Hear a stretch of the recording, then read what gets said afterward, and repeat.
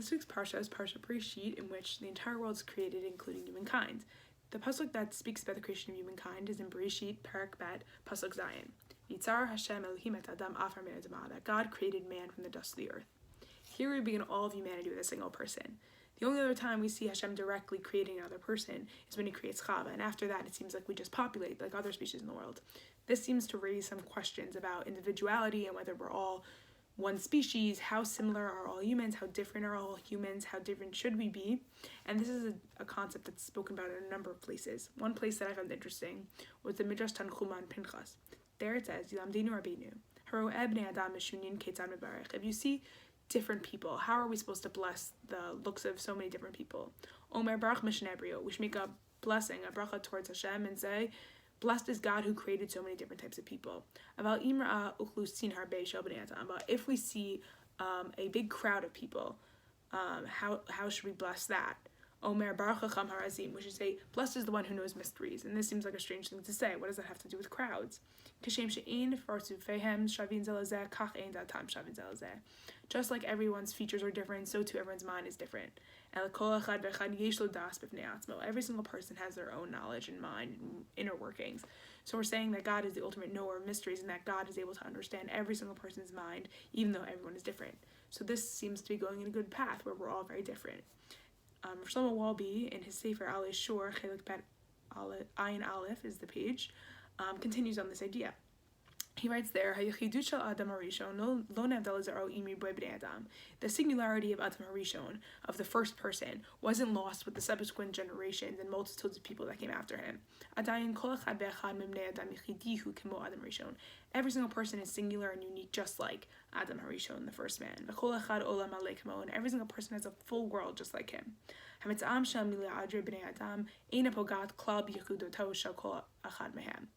You can meet a billion people, and that doesn't detract from the singularity of each one of them.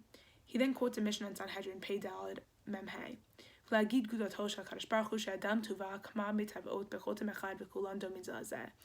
How great is God? God could have created the nature of man, that every single nature is exactly the same, with one stamp, and everyone is very similar to each other.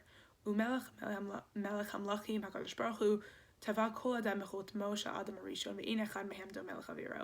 God made the nature of each person that they're singular, just like Adam Arishon, and no one is similar to their friend.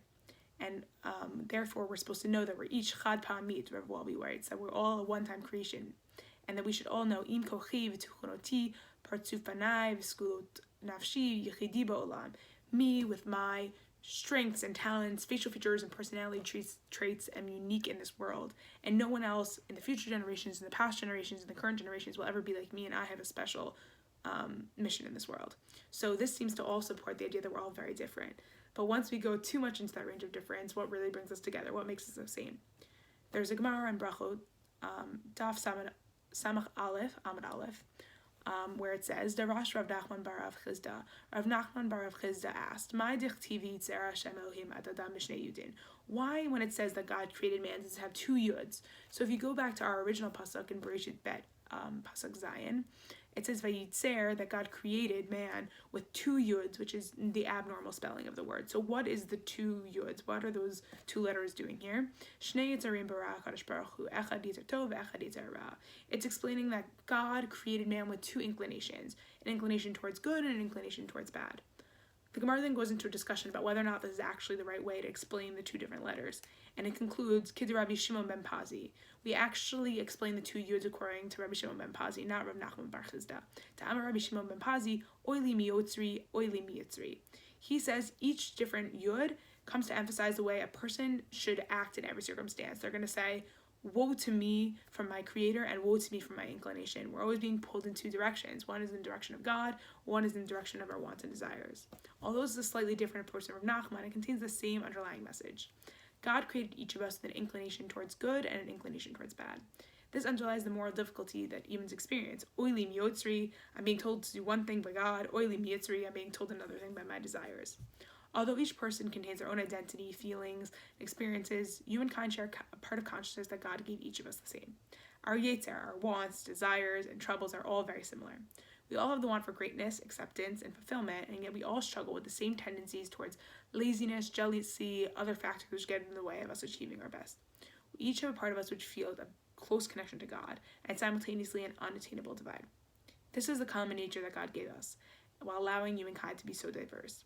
When we encounter those differences within us, we should try not to bridge those differences necessarily, because it's pretty great that we're all so different, and we're meant to be different, but instead focus on the same basic human elements which each of us had: the inclination to do the good thing, the inclination to do the bad thing, and the struggle between the two.